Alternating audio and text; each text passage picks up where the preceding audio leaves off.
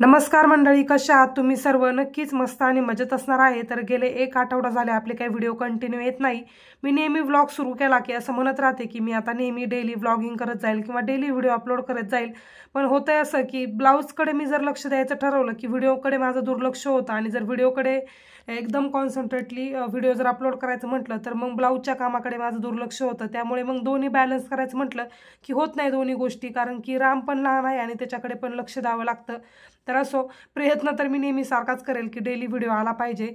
तर आज मी निघालो होते रामला घेण्यासाठी घरी, आणि मागच्या व्हिडिओमध्ये जर तुम्ही पाहिलं असेल तर रामने खास असा काही रिस्पॉन्स दिला नव्हता की मी आल्यानंतर त्याला काही आनंद वगैरे झालाय असं. पण आज त्याला इतका जास्त आनंद झाला होता ना की मी त्याला घ्यायला गेल्यासाठी. त्याला माहीत नव्हतं ॲक्च्युली, आणि जेव्हा मी आवाज दिला तेव्हा असा माझ्याकडे पळत आला होता आणि मला खरंच खूप छान वाटलं होतं. गेल्यानंतर थोड्या वेळ त्याच्यासोबत खेळले आणि त्यानंतर मग त्याची झोपेची वेळ झाली होती. तर त्याला इथे झोपी लावलं होतं, कारण की आम्हाला जायचं होतं एंगेजमेंटसाठी. माझ्या बहिणीच्या मुलीची जी आहे ती एंगेजमेंट होती, तर तिकडेच आवरून जायचं होतं. रामला घरीच ठेवलं होतं मम्मीजवळ, आणि त्या आजी जी आहे ती रामला झोपवत होती. तर आम्ही निघालो होतो एंगेजमेंटसाठी आवरून वगैरे.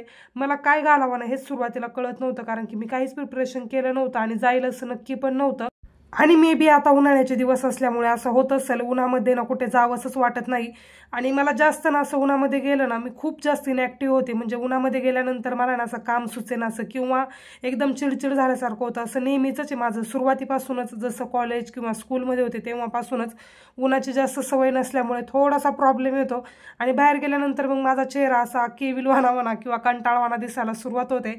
तर तिकडे एंगेजमेंटचा प्रोग्राम वगैरे झाला माझ्या बहिणीसोबत वगैरे, आम्ही थोडेफार फोटोज वगैरे काढले आणि त्यानंतर मग आमचं इथे सगळ्यांचं फोटो सेशन स्टार्ट झालं. थोड्या वेळ फोटोज वगैरे काढले आणि लगेचच घरी जाण्यासाठी निघालो. रस्त्यामध्ये एक रसवंती गृह होतं, आणि आता उन्हाळा म्हटल्यावरती उसाचा रस तर सगळीकडेच भेटणार, त्यात काही वावगट म्हणजे वेगळं असं काही नाही.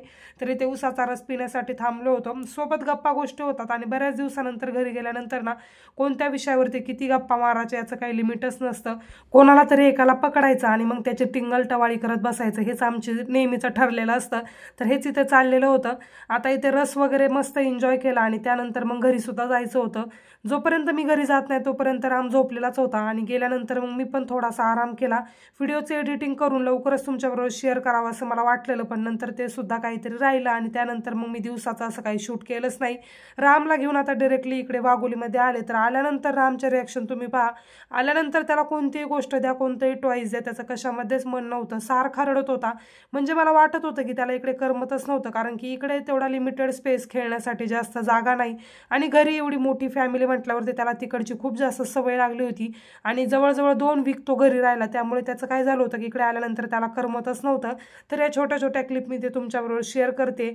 सारखा दरवाजा उघडून बाहेर चल किंवा खेळायला घेऊन चल असंच त्याचा दिवसभर चालत होतं, आणि त्यामुळे माझं ब्लाऊजचं काम पण नाही झालं. आणि दिवसभर मग मला त्याच्या पाठीमागेच लागावं लागत होतं, की खाण्यासाठी म्हणा किंवा खेळण्यासाठी. मग रडतोय, झोपेची वेळ, ह्या सर्व गोष्टी, आणि या सर्वामध्ये व्हिडिओ एडिट करून तो अपलोड करणे, यामध्ये बराचसा वेळ म्हणजे मला भेटतच नव्हता. फक्त दुपारचे 2-3 तास जेव्हा झोपल त्यावेळेस मी ब्लाऊजचं काम करत होते. तर असा सर्व सीन असल्यामुळे व्हिडिओ काय येत नव्हता. व्हिडिओच्या मध्यंतरी आल्यानंतर मी आता तुम्हाला सांगते की व्हिडिओ नेमका काय येत नव्हता. मग मी असा विचार केला की चला एक ब्लाऊज कमी शिवला तरी चालेल, पण रामला व्यवस्थित वेळ देऊयात. आता ही जी क्लिप आहे ना ती नेक्स्ट डेची आहे. ब्लाऊजचं मला मटेरियल आणायचं होतं बऱ्यापैकी, त्यामुळे मी त्याला इथे घेऊन चालले होते. कोणती पण गोष्ट माझ्या हातामध्ये असली की त्याला ती पाहिजे असते. मग त्याचं असं म्हणणं असतं की माझ्या हातामध्ये दे. त्याला चलणंच व्यवस्थित जमत नाही, पण तरीसुद्धा माझ्या हातातली गोष्ट त्याच्या हातात पाहिजे, हे त्याचा एक मेन उद्देश असतो.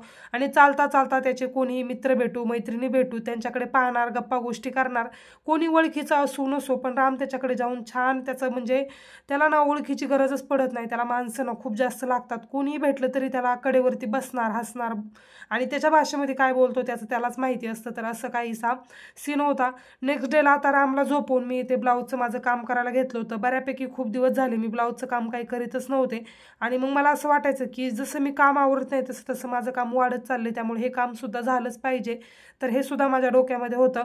आणि ज्यांचं काम वेळेवरती द्यायला मी ठरवलेलं असतं ते जर वेळेवरती नाही झालं ना, मग माझी स्वतःचीच खूप जास्त चिडचिड होते. त्यामुळे मग मी पेपर कटिंग करून घेतलं सुरुवातीला आणि ते ब्लाऊजचं जे काही अस्तर आहे ते कट करून घेते. मला नेहमी कमेंट येतात की तुम्ही नेहमी पेपर कटिंगच करता का? तर हो, मी नेहमीच पेपर कटिंग करते आणि त्यानंतरच मग ब्लाऊजचं कटिंग करते. फक्त 4 टक्स ब्लाऊज जर असेल म्हणजे साधा हाफ कटोरी ब्लाऊज जर असेल तरच मी डिरेक्टली अस्तरवर कट करते. अदरवाईज मग बाकीचे सर्व ब्लाऊजचे पेपर कटिंग करूनच कट करते. याचा मेन उद्देश म्हणजे काय होतं माहिती आहे का? कधी कधी आपल्या डोक्यामध्ये वेगळे विचार असतात किंवा मुलांच्या चिडचिडीपणामुळे आपलं लक्ष नसतं म्हणजे आपल्या कामाकडे प्रॉपर. मग जे आपल्याला कट करायचे ते व्यवस्थित कट होत नाही, काहीतरी चुकीचं किंवा वेगळं कट करण्यापेक्षा मग पेपर कटिंग केलेलं कधी बेटर. व्यवस्थित कटिंग वगैरे होतं आणि कुठेही प्रॉब्लेम वगैरे जरी आला तरी आपल्याला ॲडजस्ट करून घेता येतं. सुरुवातीला मी अस्तरच कट करते म्हणजे जरी अस्तरवरती काही प्रॉब्लेम झाला तर आपल्याला दुसरं नवीन आणता येईल. पण एकदा ब्लाऊज कट झाला की मग आपल्याकडे काहीच ऑप्शन राहत नाही. तर हे 2 जे ब्लाऊज होते ना, एक ग्रीन आणि जो काही दुसरा पेस्टल कलर दिसत होता, इंग्लिश कलर थोडक्यात म्हणूयात आपण, एक्झॅक्ट कलरचं नाव मला काही माहीत नाही. तर ते दोन्ही ब्लाऊज त्यांच्या बड्डे निमित्त त्यांना स्टिच करून घ्यायचे होते आणि कसे स्टिच वगैरे केलेत हे मी शॉर्ट व्हिडिओमध्ये अपलोड करेन. तर इंस्टाग्रामला मी जे काही शॉर्ट व्हिडिओ असेल त्यामध्ये सर्व शिवलेले ब्लाऊज मी तुमच्याबरोबर शेअर करत असते. अजून जरी तुम्ही मला इंस्टाग्रामला फॉलो केलं नसेल तर स्क्रीनवरती मी माझा ID देते. इंस्टाग्रामला लगेचच जाऊन मला फॉलो करा. तिथे मी छोट्या छोट्या ब्लाऊजच्या रिलेटेड जे काही ट्रिक्स असतील, टिप्स असतील किंवा ब्लाऊज शिवण्यामध्ये मला कोणते प्रॉब्लेम्स आले, फॅब्रिक कोणत्या प्रकारचं असल्यामुळे ब्लाऊज शिवणं किती हेक्टिक झाले, या सर्व गोष्टी मी तिथे शेअर करत असते. सो तुम्हाला जर अजूनपर्यंत माझ्या इंस्टाग्राम IDला तुम्ही व्हिजिट केलेलं नसेल किंवा फॉलो केलेलं नसेल तर नक्की फॉलो करा. तर असो, आता इथे ब्लाऊजचं जे काही कटिंग आहे ना ते करून घेते. ब्लाऊजचं कटिंग करायला रामसोबत थोडंसं डिफिकल्ट जातं कारण की मी जे करते ना तेच रामला करायचं असतं. आणि कात्री मग काय होतं, आपण आपल्या गोंधळामध्ये कात्री इकडे आजूबाजूला पडते आणि त्याच्या हातामध्ये लागला का मग तो मला काहीच करू देत नाही. त्यामुळे त्याला झोपवल्यानंतर इथे पेपर कटिंग करून मग आता ब्लाऊजचं कटिंग करायला बसले. तो जर असताना तर सारखा ब्लाऊज पीस म्हणा किंवा मेजरिंग टेप म्हणा, मग कात्री म्हणा, या सर्व गोष्टी घेऊन पळत असतो. आणि जो काही माझा शूटिंगचा ट्रायपॉड होता जो की यांनी मला गिफ्ट केलेला होता तो सुद्धा रामने म्हणजे तोडलायच आणि त्याला मी व्यवस्थित टाय वगैरे केलं दोरीच्या मदतीने, पण काही व्यवस्थित फिक्स झाला नाही. त्यामुळे शूट करायला खूप जास्त प्रॉब्लेम होतोय. आता जो काही टेबल होता माझा प्रेस करायचा त्यावरती मी कॅमेरा थोडाफार असा ॲडजस्ट करून इथे जो काही अँगल आहे तो घेण्याचा प्रयत्न केला, पण व्यवस्थित काही शूट झालं नाही. नंतर ज्यावेळेस मी एडिटिंगला बसले त्यावेळेस माझ्या लक्षात आलं की व्यवस्थित शूट झाले नाही. पण म्हटलं असो, आता घेतलेलीच आहे क्लिप तर चला शेअर पण करून देऊयात. ट्रायपॉडने कसं व्हायचं, व्यवस्थित मला अँगल वगैरे शूट करता यायचा. आणि जो काही हॉल आहे त्याचा मेन डोअर ग्लासचा असल्यामुळे ऊन बऱ्यापैकी आतमध्ये येते आणि दिवससुद्धा खूप मोठा झाला आता उन्हाळ्यामुळे. त्यामुळे काम करायला पण खूप जास्त वेळ भेटतो आणि मग जास्त काय होत नाही. काय व्हायचं, हिवाळ्यामध्ये ना दिवस खूप जास्त कमी होता म्हणजे लवकर अंधार वगैरे पडायचा. त्यामुळे कामाची उत्सुकता जसा अंधार पडत जाईल तशी कमी कमी होत चालते. तर असं मला वाटतं. गावाला गेल्यामुळे ना माझ्या कामामध्ये बऱ्या वेळा ब्रेक पडतो आणि मग एकदा जर विसावा घेतला ना कामामधून मग नंतर काम करण्याची काही इच्छा होत नाही. पण आता ब्लाऊज होतेच आणि जर समोरच्याला आपण डेट दिलेलीच आहे तर ते मला व्यवस्थित कंप्लीट करून देणंच होतं. त्यांचा बड्डे होता त्याच्यासाठीच त्यांनी हे 2 ब्लाऊज दिले होते आणि सेमच स्टिच करायचे होते, पाठीमागून बो आणि त्यानंतर मग स्लीव जी आहे ती एकाची अशी रफल टाईपमध्ये होती आणि एकाची बेल स्लीव्ज होती. शॉर्ट व्हिडिओमध्ये तुम्ही पाहिलंच असेल, मे बी तो शॉर्ट व्हिडिओ याआधी येईल की नाही माहीत नाही, पण ज्यावेळेस पण अपलोड करेल त्यामध्ये तुम्हाला नक्की पाहायला भेटेल. ब्लाऊज वगैरे कट केल्यानंतर आता पहा, हा जो मेन डोर आहे ना तिथून ऊन खूप जास्त आतमध्ये येतं त्यामुळे शूट करायला व्यवस्थित होत नाही. आणि मग मला हा दरवाजा ओपनच ठेवावा लागतो म्हणजे जेणेकरून लाईट जी आहे नॅचरल सनलाईट ते आतमध्ये येईल आणि मला व्यवस्थित शिवायला दिसेल.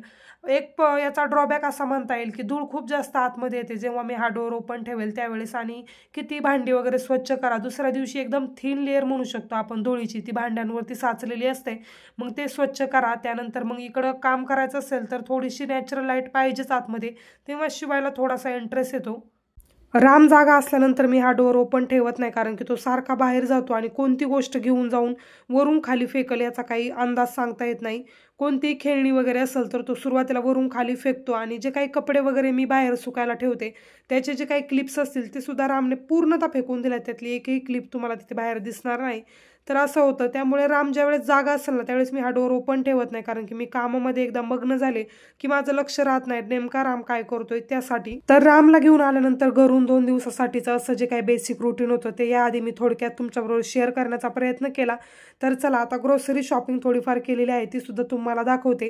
गेले 2 ते 2.5 महिने झाले आम्ही काही किराणा भरलेलाच नव्हता. जो काही बेसिक सामान लागतो तुम्ही इथे जवळूनच जे काही लोकल शॉप असतील त्यामधूनच घेऊन यायचे, पण सारखा प्रॉब्लेम होतो जा खाली यावरती. मग कोणती गोष्ट संपली की नेमकं मग कोणत्या गोष्टी घेऊन यायच्या आणि कोणत्या ठेवायच्या हेच लक्षात येत नव्हतं. त्यासाठी मग जी काही ग्रोसरी शॉपिंग होती, किराणा माल जो काही भरायचा होता तो संपूर्ण भरून झालाय. तर थोडक्यात आता ते ओव्हरव्ह्यू देते मी तुम्हाला नेक्स्ट डेला की नेमकं काय काय आणलेलं आहे. तर चला पटपट ज्या काही गोष्टी आहेत त्या तुम्हाला सांगते. नेहमीप्रमाणे पतंजलीचं बिस्किट, आटा जे की मी नेहमीच घेऊन येते, डेटॉल सोप, त्यानंतर शुगर, त्यानंतर कोलगेट. बऱ्यापैकी ऑफरमध्ये गोष्टी होत्या आणि काय झालं होतं बाय वन गेट वनच्या बऱ्याच ऑफर होत्या आणि संडे असल्यामुळे गर्दीसुद्धा खूप होती, त्यामुळे घ्यायला सुद्धा जरासा प्रॉब्लेम येत होता. या व्यतिरिक्त घेतलेला आहे परिवार चहा पावडर. चहा पावडरची एक गोष्ट सांगते तुम्हाला. परिवार चहा पावडर ना मध्ये मी खूप बंद करून टाकली होती आणि त्याशिवाय तर मला जमतच नव्हतं. परिवार चहा पावडरचा चहा ना खूप जास्त छान लागतो, त्यामुळे मी तीच यूज करायची नेहमी. पण नेमकं झालं काय त्याबद्दल थोडीशी इंस्टाग्रामवरती वगैरे मी व्हिडिओज पाहिले आणि त्यानंतर मग मी बंदच केली होती आणि डीमार्टमध्ये भेटणं सुद्धा बंद झालं होतं. पण लकीली यावेळेस खूप जास्त स्टॉकमध्ये होतं, त्यामुळे म्हटलं चला काही का असताना पण जो काही चहा आपल्याला डेलीचा गरजेचा आहे त्यासाठी लागणारा परिवार चहा पावडर घेऊयात, त्यामुळे घेऊन आले. या व्यतिरिक्त तुम्ही पाहिलं असेल की डी शेपमध्ये जी काही मॅट होती म्हणजे डोअर मॅट ती एक आणली. त्यानंतर टोफू, त्यानंतर मग इथे आणलेला आहे साबुदाणा जो की रामला खीर बनवण्यासाठी सर्वात जास्त लागतो आणि कधी कधी नाश्त्यामध्ये साबुदाण्याची खीर वगैरे किंवा खिचडीसुद्धा मी बनवते. या व्यतिरिक्त रॉक सॉल्ट आणि बाकीचे जे काही किरकोळ गोष्टी आपल्याला लागतात मग जसं जिरी, मोहरी, त्यानंतर ऑइल, कम्फर्टची बॉटल. तर कम्फर्टबद्दल सुद्धा एक सांगते. नेमकं काय झालंय जसं ब्लाऊजचं काम माझं वाढलं ना तसे 2 दिवस मला कपडे ना वॉश करायला वेळच भेटत नाही. फक्त जे काही बेसिक कपडे असतील आपले तेच मी डेलीचे वॉश करते आणि त्यानंतर मग 2 ते 3 दिवसा मिळून जी मशीन आहे ती लावते. त्यामुळे कम्फर्टची थोडीशी मोठी बॉटल आणली, कारण की मग कपडे तसेच पडून राहिले बाथरूममध्ये की त्यांचा एक वेगळाच ऑर्डर किंवा स्मेल यायला लागतो त्यासाठी. त्यानंतर पोहे आणलेले आहे. या व्यतिरिक्त मग तुम्ही आधी ज्या काही बारीक सारी गोष्टी असतील त्यासुद्धा मी तुम्हाला सर्वच दाखवलेल्या आहे. ज्यूसची बॉटलसुद्धा तुम्हाला साईडला दिसत असेल, कारण की रामने हट्ट केला तिथे गेल्यानंतर घेण्यासाठी आणि जेव्हा मी नको म्हटलं त्यावेळेस खाली पडूनच रडायला लागला आणि नंतर मग गर्दी खूप होती आणि सर्वजण पाहायला लागले, त्यामुळे पटकन ती एक बॉटल घेतली. ती पण ऑफरमध्येच होती, आय थिंक 50 का 60ला तेवढी फुल बॉटल मोठी ती भेटलेली होती. या व्यतिरिक्त फरसाण आणले आणि मुरमुरेचं मोठं पॅकेट, कारण की चिवडा मी नेहमीच बनवत असते आणि आत्तासुद्धा बनवणार. एकदम झटपट चिवडा मसाला टाकून त्यानंतर त्यामध्ये कढीपत्ता, शेंगदाणे, खोबरं असं सर्व जे काही लागतं चिवड्यासाठी बेसिक ते सर्व टाकून. त्यानंतर इथे शेवयाची खीर बनवण्यासाठी जे काही रोस्टेड शेवयाचं म्हणूयात आपण ते एक पॅकेट. त्यानंतर हे एक वाफल, हे सुद्धा रामनेच घेतलं होतं, उचललं होतं म्हणजे तिथून काहीतरी 50मध्ये बाय वन गेट वनची ऑफर होती तर त्यामध्ये ते मी घेतलं होतं. केचप मी एकदम छोटंसं म्हणजेच आपलं मन मारून आपण खाणं म्हणतो ना त्यासाठी आणले. कधी सँडविच वगैरे बनवलं तर त्याचा उपयोग होईल, नाही तर ह्या गोष्टी मी खूप जास्त टाळते, कारण की वजन ह्या सर्व गोष्टींनी खूप जास्त वाढतं. त्यानंतर समोर दिसत असेल पतंजलीचं बिस्किट, तर याचे 2 पॅक मी नेहमी घेऊन येते. रामला बिस्किट जास्त आवडत नाही पण आता आवडीने खायला लागलाय आणि कोणी पाहुणे वगैरे आले तर अचानक मग स्नॅकमध्ये काय द्यायचं यासाठी बिस्किट वगैरे थोडंफार ठेवते. या व्यतिरिक्त चिवडा बनवण्यासाठी जसं की मी सांगितलं मुरमुरे आणि त्यानंतर मग आणलं होतं हे सनफ्लावर त्यांच्याच कंपनीचं डीमार्टच्या. तर हे एक पूर्ण कॅन आणलं होतं आणि याआधी पण मी 2 ते 3 वेळा यूज केलं आणि छान आहे. तेलाचे रेट तर इतके जास्त वाढलेत ना, कोणतेही जेमिनी म्हणा किंवा बाकीचे जे काही ब्रँड होते ना सर्वांचे 700-800 म्हणजे 700च्या पुढेच होते. हार्पिकची एक बॉटल आणली, याची खूप जास्त गरज पडते. किचनमध्ये सुद्धा मी वापरते जे काही व्हाईट आपले बोरच्या पाण्याचे डाग वगैरे पडलेले असतील त्यासाठी. त्यानंतर लोणचं, हे सुद्धा बाय वन गेट वनच्या ऑफरमध्ये होतं. नायलॉनचं पाठीमागच्या वेळेस सुद्धा मी आणलं होतं आणि प्रवीणचं सुद्धा वापरते मी, पण ह्यावेळेस हे आणलं कारण की ते होतं ऑफरमध्ये आणि डीमार्टमध्ये आपण याच्यासाठीच जातो की काही गोष्टी ऑफरमध्ये भेटतील किंवा बाय वन गेट वनचा आपल्याला जे काही फायदा किंवा बेनिफिट आहे तो घेता येईल त्यासाठी. त्यानंतर शेजवान चटणी, शेजवान राईस वगैरे बनवण्यासाठी आणि एक होती ज्यूसची बॉटल. तर अशी सर्व ग्रोसरी शॉपिंग होती. होप सो की मी सर्व गोष्टी तुमच्याबरोबर शेअर केल्यात आणि बाकीच्या पाहून तुमच्या लक्षात आल्याच असतील. तर चला, असा होता आजचा व्हिडिओ. कसा वाटला कमेंट करून नक्की सांगा. भेटूयात नेक्स्ट व्हिडिओमध्ये, तोपर्यंत बाय.